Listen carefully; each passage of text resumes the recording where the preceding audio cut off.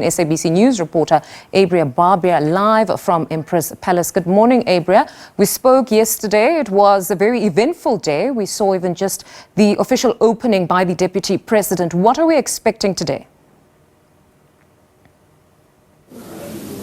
Yes, good morning. You are correct. It was eventful, and from what I've seen and heard, the presiding officers of Parliament are quite happy with how things turned out, how it played out. The debates and discussions, I'm told, were successful. And to tell us more about what we can expect today, I have the Deputy Speaker of the National Assembly, the Nodi. Sir, I believe you and your presiding officers, your counterparts, are all very happy with how things panned out yesterday. We were also very pleasantly surprised, well, not surprised, but interested in how heads of delegations from the original BRICS family of nations, including those who are new, who have applied to be part of the family of BRICS, expressed a desire to be part of the direction BRICS is taking. That was absolutely interesting. But also the concerns that drove them to that position is also what interested us, because globally, I think there are concerns about the manner in which some of the traditional power brokers play and use their authority and the payment systems, the dollar payment system, as an instrument for sanctioning those who disagree with them, so that weaponizing what ought to be a developmental process.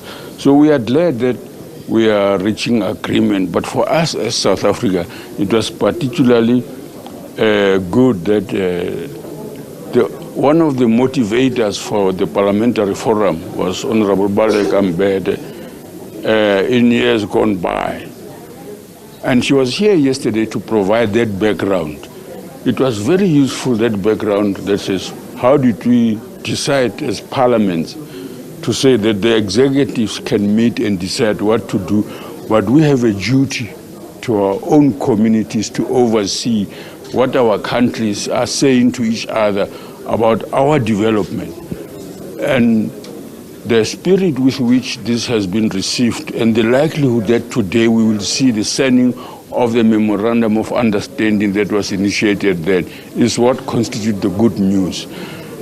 I said last night when we were welcoming them once more that already people in our countries, China, Brazil, Russia, has already been visiting the country, interacting with our citizens in the business sector, in all other social sector, in educational stuff.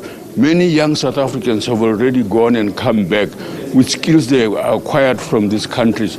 So the human resource capacity of our country is being contributed to already, even as we speak. So the formalization of our relationship inside BRICS and its growing nature is, in a sense, responsive to those dynamics. And we are glad that we are able to be at this stage in the history of our relationships. We are glad we have reached it. Deputy Speaker, something that I find very interesting, and you also mentioned the spirit in which the discussions and the debates happened yesterday, and you were all pleasantly surprised. Now, you being a Deputy Speaker in the National Assembly, you have to manage parties and MPs with different backgrounds, diverse ideologies, cutting, not always agreeing, and that is just in our parliament. Here we have parliaments from 5 different nations and extra delegates, all completely different backgrounds. How does one then manage that with all these diverse ideas and ideologies? How does one manage that and then come up with a memorandum of understanding like you're going to be doing today? Well, let's not complicate it.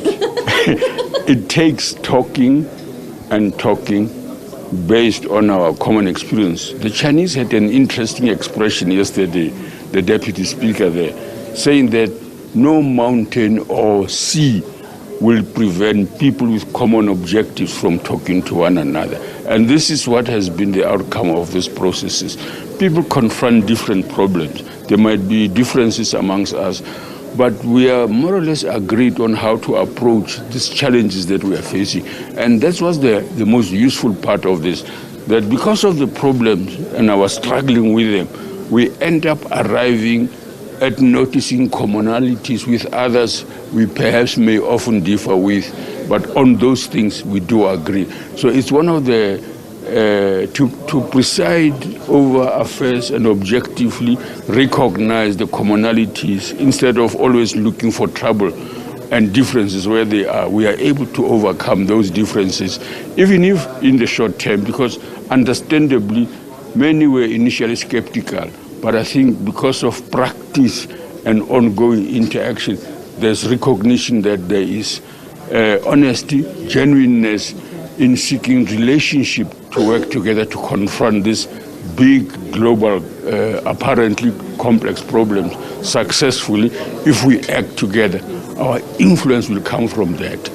Thank you so much for your time, Deputy Speaker of the National Assembly. There we have it. It's not that complicated if there are commonalities between the nations involved in these discussions, and there will be more of these discussions today, and it will end off with the signing of an MOU at the end of the day. But of course, we will be here to be bringing you all of that blow by blow.